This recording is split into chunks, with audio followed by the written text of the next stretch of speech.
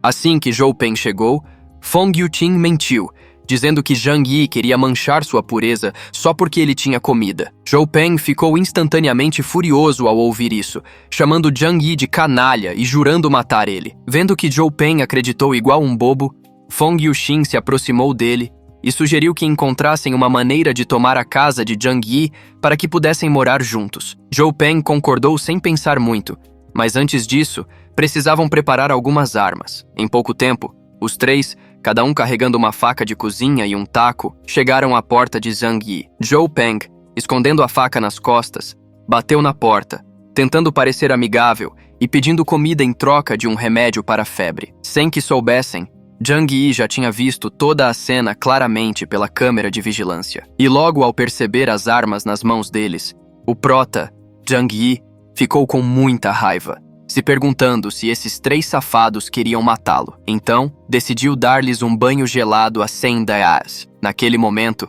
a visão da lixeira cheia de lixos e sobras chamou sua atenção e uma ideia surgiu. Enquanto Zhou Peng continuava conversando na porta, o prota pegou a mangueira, aproximou-se da porta e gritou que estava abrindo. Os três, pensando que Zhang Yi estava prestes a abrir a porta, levantaram suas armas com entusiasmo. Mas no segundo seguinte, uma pilha de fezes espirrou através da pequena janela da porta sobre eles. Feng Yuqing imediatamente percebeu que era uma pilha de fezes e ficou com muito nojo. Zhou Peng ficou furioso, logo gritando que iria matar Zhang Yi. Eles ouvem o prota dizendo que queriam comida, e ele apenas deu as sobras. Todos ficaram se perguntando como o prota sabia. Zhou Peng, fervendo de raiva, levantou sua faca de cozinha e bateu na porta da frente de Zhang Yi, apenas para descobrir que a porta estava ilesa e sua mão ferida pelo impacto. Observando a cena, Zhang Yi riu ainda mais, afirmando que sua porta de segurança de 2 metros de espessura não era algo que pudesse ser quebrado facilmente. Ele se gabou de estar muito preparado, que não sairia sem necessidade, e que por ele não sairia nem por 1 milésimo de segundo. Zhang Yi foi repentinamente acordado por um tiro. Mesmo sabendo que a maldade da natureza humana seria exposta no mundo pós-apocalíptico, os tiros repentinos ainda o causaram um grande susto. Na verdade, havia alguém com uma arma na comunidade. Então, ele rapidamente pegou seu tablet e começou a verificar as imagens de vigilância, descobrindo que Xinjiang e seus homens estavam roubando casas em busca de água. O abastecimento foi cortado e a maioria dos residentes saía para cavar neve em busca de água durante esse período. Xinjiang estava aproveitando esse tempo para saquear os suprimentos. Assim que os suprimentos acabassem, mesmo que usassem a neve acumulada como alimento, não durariam muito tempo. Depois de roubar suprimentos, Xinjiang não se esqueceu de afirmar sua autoridade no bate-papo em grupo dos proprietários de casas. Estamos presos há tanto tempo, de agora em diante, eu, Xinjiang, sou o responsável por este prédio. Qualquer um que tentar me minar, este será o seu destino. Ele então postou várias fotos intimidantes. Vendo isso, Zhang Yi não pôde deixar de suspirar. As táticas implacáveis de Xinjiang foram, sem dúvida, o motivo pelo qual ele teve tanto sucesso na sociedade antes do apocalipse. No entanto, sua munição e seguidores eram, em última análise, limitados. Eles não poderiam enfrentar todos os moradores do prédio. Nesse momento, Zhang Yi percebeu um novo grupo e foi adicionado a um novo bate-papo, onde vários proprietários estavam veementemente denunciando as ações de Xinjiang, dizendo que todos eles tinham que se unir para resistir a tal tirano. Mesmo que ele tenha uma arma, ele não pode parar todos nós. Enquanto lia as mensagens, Zhang Yi se perguntou se eles queriam se rebelar, continuando as mensagens. Quando questionados sobre quando agir, alguns espertos sugeriram que precisavam planejar isso com cuidado. Depois de ler essas mensagens, Zhang Yi não pôde deixar de rir. Os críticos mais barulhentos também foram os mais hesitantes em agir. Todos estavam apenas conversando. Nesse momento, Tio Wu, um veterano aposentado, entrou na conversa. Não podemos deixar Xinjiang continuar assim. Caso contrário, estaremos todos condenados. Tio Wu então disse que podia tomar a iniciativa de treinamento. As palavras do Tio Wu conquistaram muito apoio dos proprietários. Alguns se ofereceram para fornecer armas. Outros sugeriram táticas, dizendo que Xinjiang era apenas um homem e que poderiam emboscá-lo. Vendo todo esse apoio, Tio Wu continuou. Além da arma, Qin Jang-ha tem cerca de 5 ou 6 pessoas com ele. Sozinho, não serei suficiente. Precisamos de 10 ou mais jovens para garantir nossa segurança. No momento em que todos estavam se preparando ansiosamente para se voluntariar, uma mulher de repente falou no bate-papo. Tia Lin acabou de nos enganar com nossos suprimentos e continuou falando. Quem sabe se tio Wu não fará o mesmo? Se liderar todos e se render?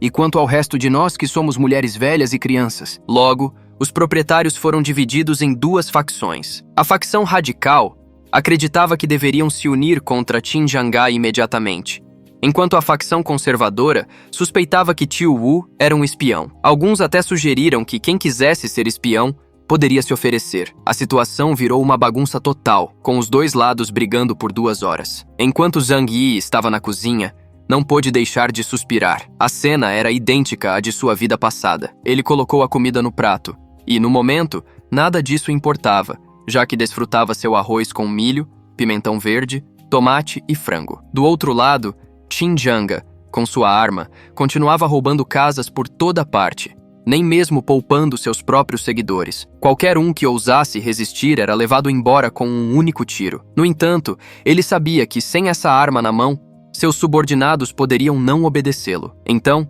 ele ordenou que seus homens recolhessem todos os corpos que apareciam nas câmeras de vigilância. Zhang Yi imediatamente percebeu que Qin Jang estava planejando usar essas pessoas como comida reserva. Ele se alonga e diz que parecia que era hora de encontrar uma oportunidade para confrontar esse cara. Na manhã seguinte, o líder da facção conservadora, Lu Tontion, enviou um pedido de ajuda no grupo. Todos venham me salvar, tio Wu. Você é um veterano.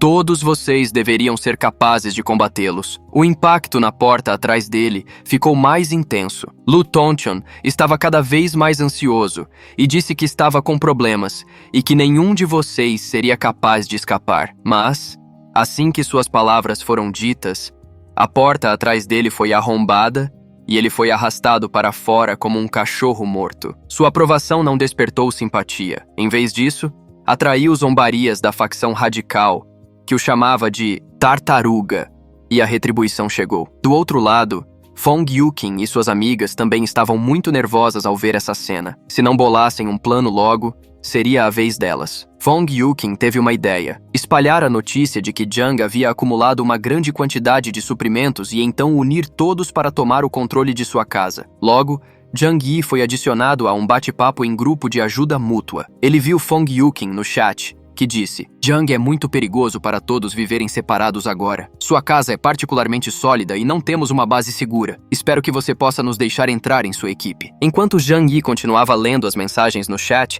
pensou consigo mesmo que parecia que ninguém sabia que ele havia furado a perna de Chen Zhenhao. Ele não pôde evitar uma risada e respondeu que não precisava se unir a eles, pois estava muito bem vivendo sozinho. Essa resposta provocou uma explosão de raiva no chat. Todos começaram a gritar que ele estava sendo arrogante e que em uma situação como essa, era melhor se unirem. No apartamento deles estavam todos no celular, tremendo de frio. Uma das meninas comentou que Zhang Yi era muito maluco. Era incompreensível como ele se atrevia a dizer coisas tão desumanas, sendo que todos eram conhecidos. Outra menina, preocupada com o primo, disse que por ele, permitiria que Zhang Yi ficasse com eles, mas que Yu havia prometido que Zhang deixaria todos ir para a casa dele. Yu, aflita, não sabia o que fazer, e quando uma menina perguntou o que fariam a seguir, um rapaz sugeriu que não havia necessidade de ser educado com alguém como Zhang Yi e que deveriam amarrá-lo à força. Outro homem tossiu e comentou que, devido ao seu trabalho,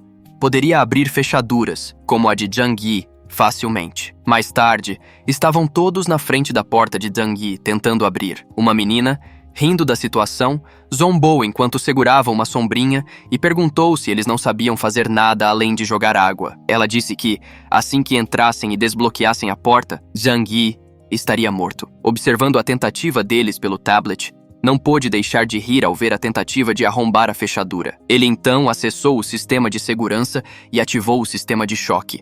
Um estrondo ecoou, e um dos rapazes levou um grande choque. Ele gritou de dor e pediu ajuda, enquanto os outros ficaram aterrorizados. O rapaz caiu no chão, duro como uma pedra, e Yu gritou de medo. Outro rapaz revoltado xingou Zhang Yi, chamando-o de demônio, e exigiu que ele saísse do lado de dentro. Disse que agora que Lu estava morto, eles queriam uma explicação. Zhang Yi, do lado de dentro, questionou por que eles continuavam fingindo. Lembrou-os de que, assim que Lu abrisse a porta, eles planejavam matá-lo. Assim, Zhang Yi afirmou que não tinha piedade e não ligava para nada. Pegou sua besta, recarregou-a e declarou que eles não podiam simplesmente distribuir sua casa como se fossem proprietários e que nunca permitiria que isso acontecesse. Logo em seguida, uma flecha voou pela porta e acertou o braço de um dos homens. O restante do grupo rapidamente pegou o ferido e saiu correndo. Não demorou muito para que mais 2 flechas fossem lançadas, atingindo os outros membros do grupo. As meninas,